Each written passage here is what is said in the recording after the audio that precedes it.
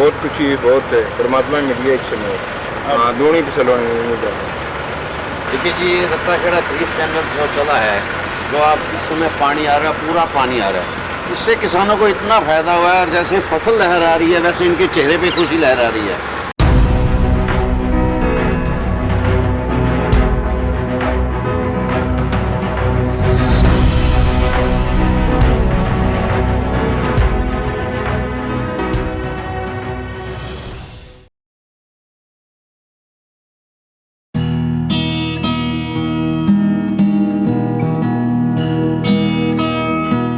ये है घग्गर नदी और इस समय आप देख रहे हैं घग्गर नदी का शीर्षा क्षेत्र।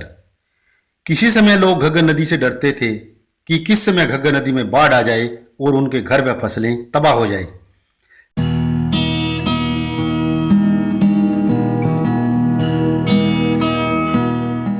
लेकिन अब घग्गर नदी लोगों के लिए वरदान सिद्ध हो रही है।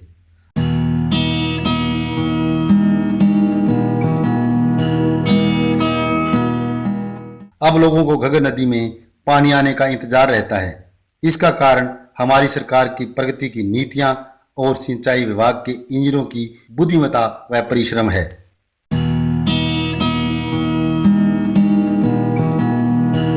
अब घग्गर नदी से कई नहरें निकाली गई हैं जो इस क्षेत्र की प्यासी भूमि को पानी देने लगी हैं।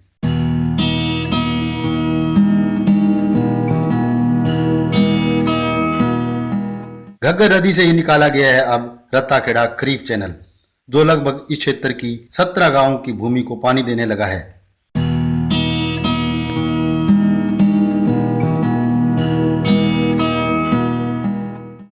इस चैनल को बनवाने वाले इंजीनियरों में अपनी विशेष भूमिका अदा की है एसडीओ डी के गर्ग ने। जानते हैं इस नहर के विषय में उनसे विस्तृत जानकारी। इसमें लगभग 17 गांव लाभान्वित हो गए, जैसे चामुल, शेखुपुरिया, जोधपुरिया, भागसर और पन्नीवाला मोटा, रत्ताखेड़ा, राजपुरा तक, करमगढ़, सऊवाला, कुल मिला के 17 गाँव की भूमि को इसका फायदा हुआ। यानी लगभग हजारों एकड़ जमीन है, 16,000 से भी ज़्यादा एकड़ भूमि में पानी आएगा। और अब की बार जैसे पहली बार पानी आया है, फसल बम्पर दिखाई देती है, तो आपको ये देखकर कितनी खुशी हो रही है? हमें बहुत खुशी हुई है कि हमने प्रोजेक्ट अपनी मेहनत से बनाया है, तो हमें बड़ी खुशी हुई है कि लोगों को इसका फ़ायदा मिल रहा है। और ये पानी जो सरप्लस पानी जा रहा था, और उस पानी की यूटिलाइजेशन हुई है, खेती के लिए हज़ारों टन अनाज पैदा होगा।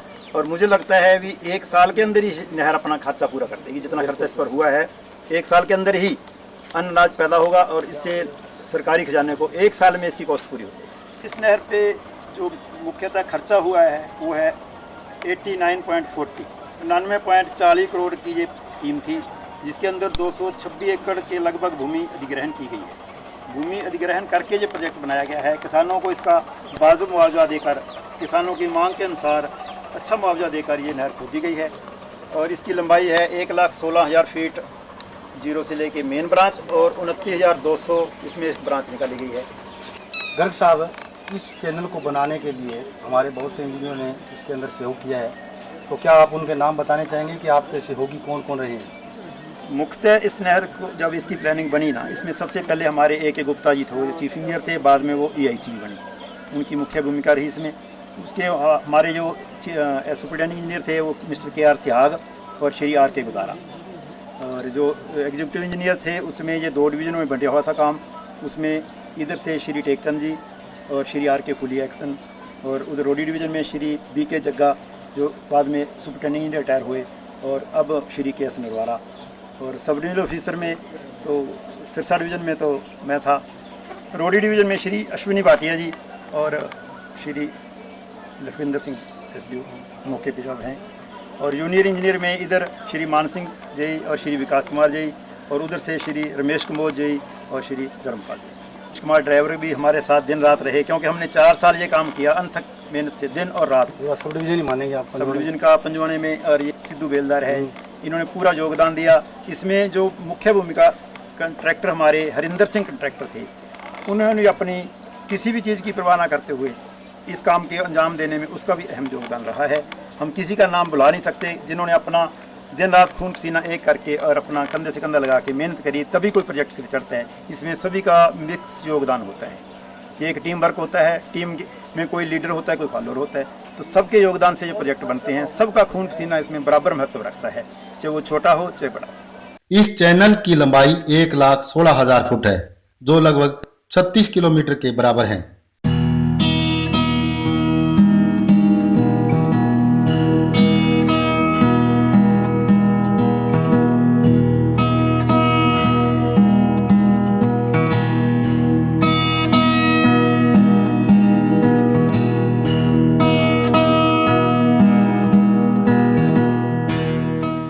इसकी पानी की क्षमता 289 क्यूसिक है और यह है इसका जीरो हेड रेगुलेटर।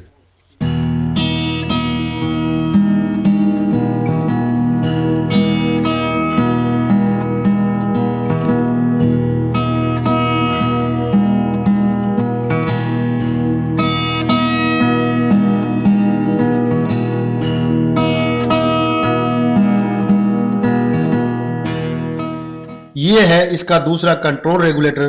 घग्गर नदी में अधिक मात्रा में पानी आ जाने के बाद यह रेगुलेटर काम करता है।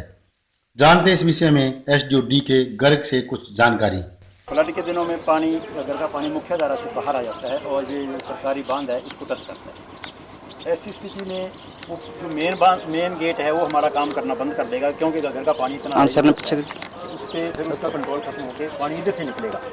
इसको पानी को रोकने के लिए और यहाँ रेगुलेशन करने के लिए ये दूसरा गेट बनाना अति आवश्यक है। और लोगों की डिमांड भी थी, अगर वो मेन गेट अंदर बनाया गया है तो बाहर से पानी कंट्रोल ना हो तो फ्लड के दिनों में बड़ी आफत पैदा कर देगा। नीचे नहर भी अनसेफ हो जाएगी और लोगों को ये फ्लड का सीधा पानी अंदर अटैक करेगा। उसको मद्देनजर रखते हुए ये हेड बनाना, दूसरा गेट बनाना अति आवश्यक है, इसीलिए ये गेट बनाया गया। बिल्कुल सही बात है। अब अगर पानी बाहर आ गया तो हम यहाँ से इसको कंट्रोल करेंगे, उस मेन हेड को फिर कंट्रोल करना उससे बंद करते हैं। जी धन्यवाद।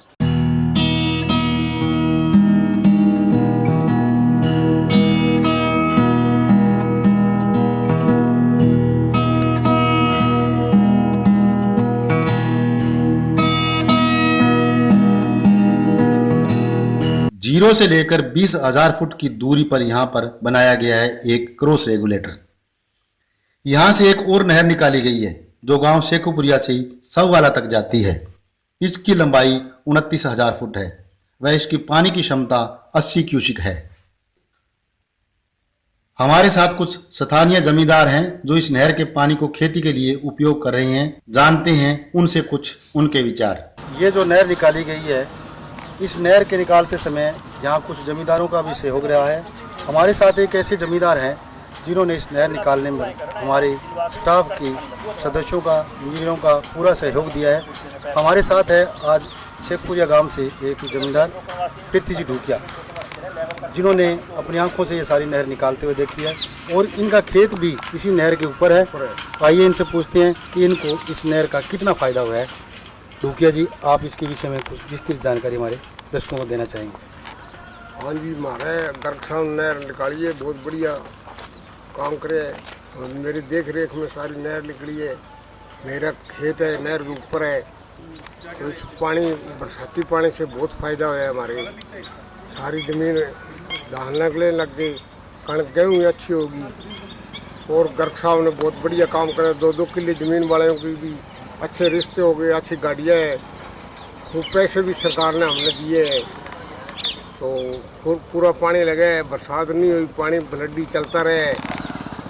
और गर्ग साहब ने बहुत बढ़िया काम किया है, रात को भी लगे रहते थे हम, मेरे देख रेख में सारे काम हुए हैं जी। जानते हैं गर्ग साहब से इस क्रॉस रेगुलेटर के विषय में और यह भी जानना चाहेंगे कि इस चैनल का कहीं पर सेक्शन कम है, कहीं ज़्यादा है, कहीं ऊँचा है, इसका क्या राज है। हम 20,000 RD पे खड़े हैं रत्ताखेड़ा की। यहाँ से बनी नहर है जो भाखड़ा सिस्टम की बनी डिस्ट्रीब्यूटिव क्रॉसिंग है। ये इसके नीचे से रत्ताखेड़ा निकलती है और एक ये क्रॉस रेगुलेटर इसलिए बनाया गया कि यहाँ से एक ब्रांच निकलती है रत्ताखेड़ा की, जिसका डिस्चार्ज लगभग 80 क्यूसिक है। तो इस ब्रांच को निकालने के लिए यहाँ क्रॉस रेगुलेटर इसको बोलते हैं हम। 2 हेड बनाए गए हैं यहाँ, जैसे सामने दिख रहे हैं आपको। इसमें से एक में से मेन जो अपना रत्ताखेड़ा मेन जाएगी और दूसरी ब्रांच है जो उसकी जो ब्रांच जाएगी वो करमगढ़ और सौवाला गाँव को के खेतों को सिंचित करेगी। और जो दूसरा सवाल है कि इसका सेक्शन बड़ा या छोटा कैसे है, ये अर्दन चैनल है जो या कोई भी चैनल है जो ज़मीन के लेवल के हिसाब से खोदी जाती है। कहीं हमारी ये रत्ताखेड़ा लगभग सारी कटिंग में है, तो यहाँ जो इसकी जो कटिंग ज़्यादा होती है, लेवल ऊंचे होते हैं, तो वहाँ इसका सेक्शन ज़्यादा हो जाता है, वहाँ हमें ज़्यादा उम्मीद ग्रहण करनी पड़ती है। और जहाँ ये जैसे जैसे इसका लेवल NSL के हिसाब से ऊँचा या नीचा जाता है, तो उसी हिसाब से इसका सेक्शन बड़ा या छोटा होता चला जाता है। लेकिन नीचे से बेड लेवल इसके स्लोप के हिसाब से सही रखे गए हैं।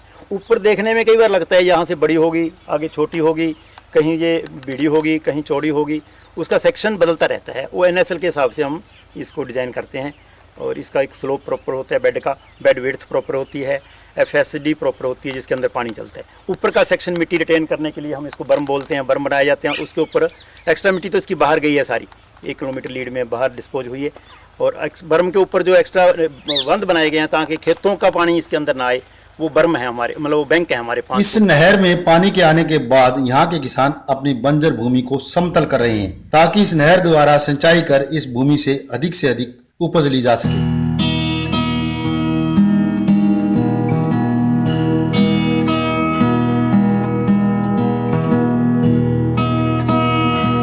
हमारे साथ कुछ और स्थानीय जमींदार हैं जो पानी को लिफ्ट करके अपने खेतों में लगा रहे हैं। तो सब पानी आने के बाद में थाली कितनी खुशी है? बहुत खुशी है, बहुत है। परमात्मा मिल गया एक समय। हाँ, दोनों की चलवाएंगे। देखिए जी, रत्ताखेड़ा 30 चैनल जो चला है, जो आप इस समय पानी आ रहा है, पूरा पानी आ रहा है। इससे किसानों को इतना फायदा हुआ है और जैसे फसल लहर आ रही है वैसे इनके चेहरे पे खुशी लहर आ रही है। रत्ताखेड़ा 30 चैनल आने से इनके चेहरे पे जो खुशियाँ हुई हैं, जो ज़मीन की पैदावार बढ़ रही है और जो जितना कुछ इनको इनसे मिल रहा है, ये बहुत कुछ है और बहुत ही अच्छी पैदावार हो रही है। जहाँ 20 मन की उम्मीद थी वहाँ आपकी बार 25 मन और 30 मन में आ रही है, हर जगह पूरे ही। इस नहर के बन जाने के कारण इस क्षेत्र की लगभग 17 गांवों की प्यासी भूमि सोना उगलने लगी है। इस क्षेत्र की धरती में अब नरमा, कपास, चावल, गेहूं, सरसों, हरा चारा व फल सब्जियां भरपूर मात्रा में होने लगी है। रत्ताखेड़ा खरीफ चैनल बनने के बाद यहाँ के किसानों में खुशी की लहर आ गई है। यहाँ के किसान बहुत खुश हैं। इस समय हम इस नहर की 80 बुर्जी पर हैं। देखिए यहाँ के किसान कैसे इस नहर के पानी का सदुपयोग कर रहे हैं।